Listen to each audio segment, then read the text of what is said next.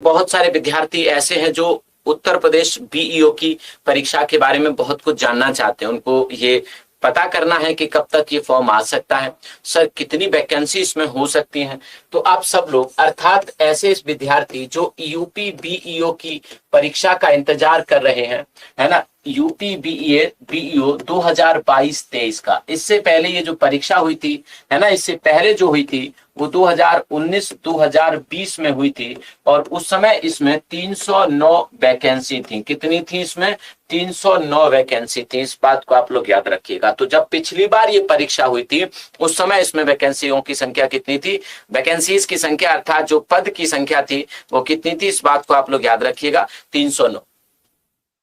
Sir सवाल बनता है कि इस बार वैकेंसी कब तक आ सकती हैं? पहले तो मैं बता, आप में से ज्यादातर लोग जानते हैं यूपी बीईओ क्या है। मैं उन्हीं को बता रहा हूं ना जिनको पता है, कि बहुत सारे लोग ऐसे भी हैं जिनको पता नहीं। मैं बता देता हूं, है ना, वैकेंसीज की संख्या कितनी हो सकती है। तो ये लगभग इस बार भी 250 से 300 तक भर्तियां हो सकती हैं। ऐसा हम क्यों कह रहे हैं कि वैकेंसी आने वाली है? ऐसा क्या है? किससे पता लगा? जब आई नहीं तो कैसे पता?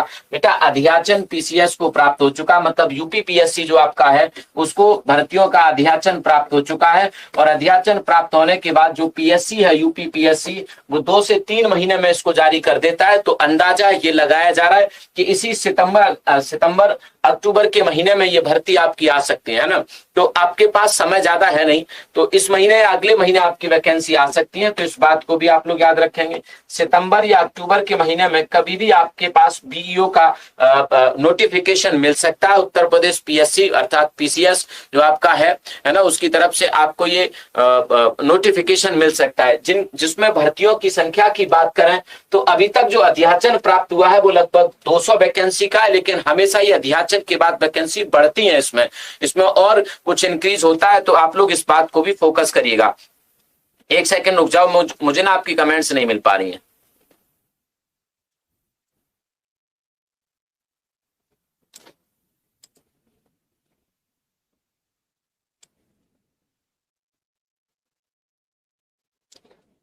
चलिए, हाँ जी, अब आपकी कमेंट्स हमें मिल पा रही, तो मैं आप लोगों को बता रहा हूं। तो पहले तो अगर बहुत सारे विद्यार्थी ऐसे हैं जो जिन्हें पता नहीं है बीईओ, बेटा यूपी बीईओ एक ऐसी भर्ती है जिससे आप सीधे अधिकारी बनते हैं। मेरी बात को समझिएगा, जिससे आप सीधे अधिकारी बनते हैं। और अधिकारी कोई छोटे मोटे नहीं होते, पीसीएस अधिकारी होते हैं। ठीक है, पीसीएस अधिकारी होते हैं। कहां पर बनते हैं? आप सीधे पहले से डिसाइड होता है कि आप शिक्षा विभाग में अधिकारी बनेंगे। कौन से विभाग में?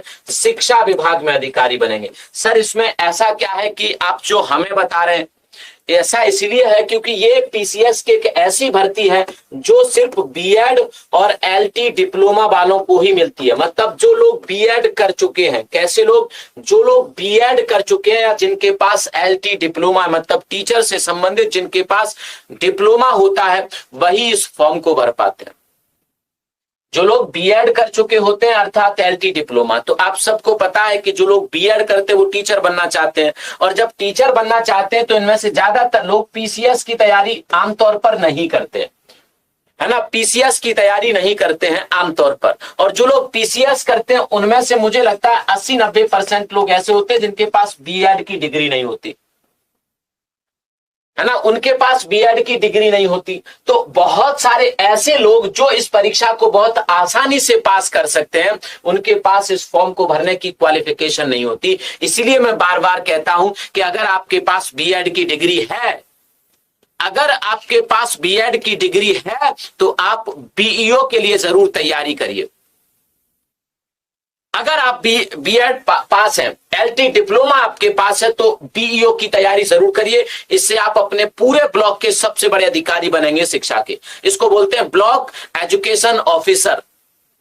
एक ब्लॉक की एजुकेशन आपके अंडर होगी। आप उस कम से कम अपने पूरे देश या समाज को नहीं तो आप उस ब्लॉक की शिक्षा को एकदम पलट के रख सकते हैं। क्योंकि मिड डे मील से लेकर, टीचर से लेकर, एजुकेशन की क्वालिटी से लेकर, बुक से लेकर, बच्चों की अटेंडेंस से लेकर, सारा कुछ आपके हाथ में होगा। स्कूल के रिनोवेशन से लेकर और बहुत सारी चीजें आप लोगों के हाथ में होंगी। तो मैंने फिर से एक बार कह रहा हूं बेटा कि जो बीएड करते हैं, है ना, आमतौर पर वो पीसीएस वगैरह में कम जाते हैं क्योंकि उनका ध्येय होता है टीचर बनना। तो जीएस उतनी मजबूत उन बच्चों की नहीं होती। और जो लोग पीसीएस करते हैं उनके पास बीएड नहीं होती, तो पीसीएस की तैयारी करने वाले बच्चे इधर नहीं आते बीईओ में, क्योंकि उनके पास बीएड नहीं है। तो जिन बच्चों की जीएस बहुत मजबूत होती है वो बीईओ में नहीं आ पाते। अगर वो आ पाते तो आसानी से परीक्षा को पास कर जाएंगे, क्योंकि उनकी जीएस बहुत मजबूत है। उतना लेवल नहीं होता है इसका जितना पीसीएस का होता है, लेकिन उनके पास बाध्यता क्या है कि बीएड नहीं है। और ऐसे बच्चे कम से कम 80-90% होते हैं पीसीएस की तैयारी करने वाले, क्योंकि उनका एक ध्येय सेट होता है कि मुझे अधिकारी बनना, मुझे टीचर नहीं बनना। क्योंकि बीएड जब हम करने का सोचते हैं तो हमारे मन में कहीं ना कहीं रहता है कि हम टीचर बनेंगे। और जो लोग अधिकारी बनते हैं, जो पास करते हैं, उनके दिमाग में सीधे एकदम होता है कि भैया हमें बीए करना है या एमए करना है या ग्रेजुएशन करके सीधे लग जाना। वो बीएड वगैरह नहीं करते। सामान्य तौर पर आप पूछ लीजिए जो लोग तैयारी कर रहे हैं उनसे, यूपीएससी की या पीसीएस की जो तैयारी कर रहे हैं, उनमें से कितने लोग आपको बीएड मिलेंगे? 10 में से 1-2 लोग आपको बीएड मिल सकता है। तो जिनके पास बीएड की डिग्री है वो बीईओ का जरूर फॉर्म भरेंगे। इस महीने अगले महीने तक आ जाएगी और भर्तियों की संख्या 250-300 हो सकती है। और इसमें पूरा का पूरा कमाल जीएस का है। कुछ मैथ के कुछ 1-2 टॉपिक आते हैं और पूरा का पूरा कमाल इसमें जीएस का है। इसमें 2 पेपर होते हैं आपके, प्री और मेंस। कितने होते हैं आपके? 2 पेपर होते हैं इसमें, प्री और मेंस। प्री में आपका जीएस का एक पेपर होता है जिसमें 120 क्वेश्चन होते हैं, 2.5 अंक का क्वेश्चन होता है और 300 नंबर के हो जाते हैं आपके। सारी बात समझ में आपको है ना? तो प्री आपका क्या है? जीएस पर निर्भर है। इसमें कुछ मैथ के टॉपिक जरूर होते हैं, इस बात को आप लोग याद रखेंगे। इसमें बेटा कुछ मैथ के टॉपिक जरूर होते हैं, तो आप ऐसा, हाँ, मैथ के टॉपिक को भी याद रखेंगे। हालांकि इतने ज्यादा नहीं होते, केवल 10वीं क्लास के 4-6 सवाल इसमें मैथ के रहते हैं।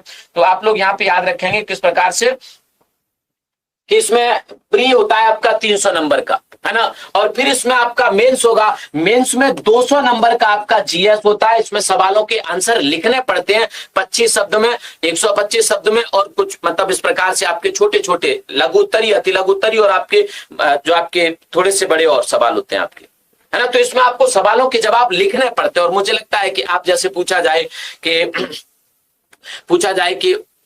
1942 का जो भारत छोड़ो आंदोलन था उसे अपने शब्दों में वर्णित कीजिए। आप आसान से लिख पाएंगे, आराम से लिख पाएंगे। एमसीक्यू में कभी कभी दिक्कत हो जाती है डेट याद करने में, यहाँ आराम से लिख पाएंगे कि भैया भारत छोड़ो आंदोलन ऐसे यहाँ पर मीटिंग हुई, ऐसे शुरू हुआ, इसके प्रभाव ये थे, कारण ये थे, आराम से लिख देंगे, है ना? तो आपको मेंस में जीएस 200 नंबर की होती है आपकी, और यहाँ पर हिंदी होती है 200 नंबर की, ठीक है? 200 तो 400 नंबर का, 400 अंक का आपका, है ना, 400 अंक का आपका जीएस का पेपर, सॉरी मेंस का पेपर होता है, और 300 अंक का आपका प्री का पेपर होता है। और इसमें जीएस का एक सबसे बड़ा रोल होता है, इस बात को आप लोग याद रखेंगे। जीएस का इसमें बेटा सबसे बड़ा रोल होता है, इस बात को आप सभी साथी याद रखेंगे। अब सवाल ये उठता है कि सर भर्ती कब आ सकती है? तो भर्ती आप लोग जानते हैं, मेरी बात को ध्यान से समझिए, कि हो सकता है किसी सितंबर के महीने में या फिर अक्टूबर के महीने में आपका नोटिफिकेशन आ जाए 250 से 300 भर्तियों का, क्योंकि अध्याचन पहुंच चुका है। अध्याचन आयोग के पास, उत्तर प्रदेश